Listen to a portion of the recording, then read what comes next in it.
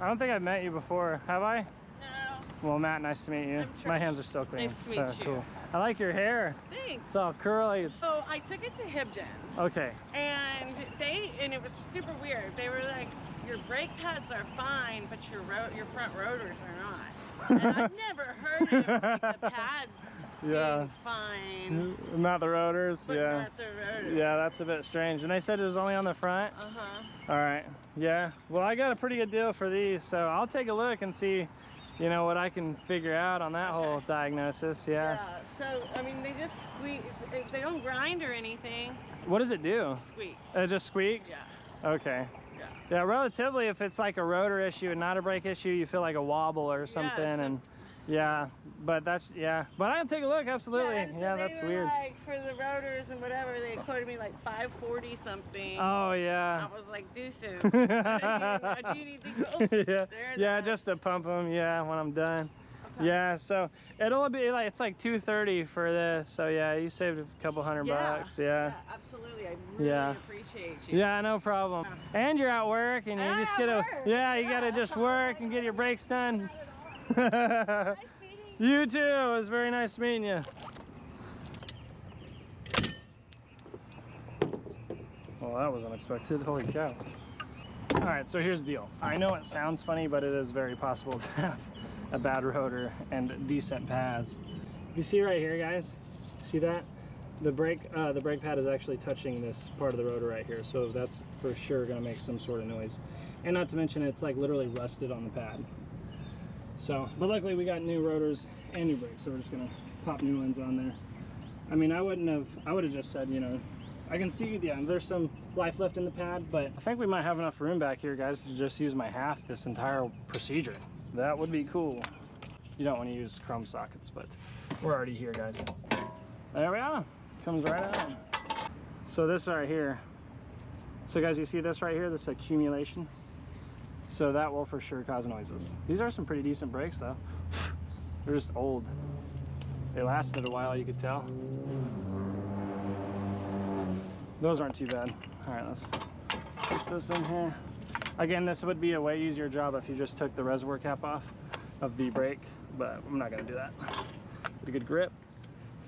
All right, so you just wanna get the caliper out of the way. You can use a little hook or whatever. I just set this right here.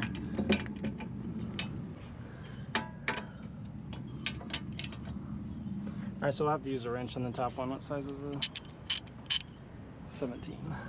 So this top bolt was a pain in the ass, and not to mention the fact it was like freaking seized in there. Wasn't cool, man. Okay, so luckily these just came right out. Here we are, here's the rotor. Ew. She looks beat up. All right, we're gonna have to grease these up. Oh, they feel good. Oh, those feel good. We're still gonna grease them though. So it looks like the tie rod boot is pretty worn. Let's see, huh? No cracks on the CV, that's pretty good. Oh, she's got that stupid riveted ball joint on the bottom. The good thing about those is they last a while. They're just a pain to replace. All right, so let's go ahead and throw the new one on for her. Obviously, we're gonna have to spray this bad boy. And let's get all that crap off of it. You can just flip it around. Same thing.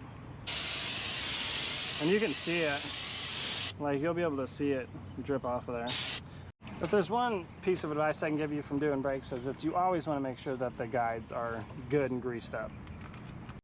Okay, so we paid a bit extra for the premium brakes because they come with hardware, and I didn't want to reuse the old hardware. What the hell? Okay, well, oh boy. You guys owe me hardware. I jinxed myself, is what happened. That's exactly what happened. I jinxed myself. You live another day, hardware. So here's the deal. You guys remember in the very beginning of the video, that part of the brake I showed you? Now this one stops right before that. So you see how perfect that is? So won't be no squeaking out of these bad boys. And now it's time for, oh, hey, you stay right there. Time for the caliper. All right, one last spray. All right, now it's time for the wheel. On to the next side. Oh, look at that lucky penny. We'll keep this side a lot cleaner because it's, you know, facing everything.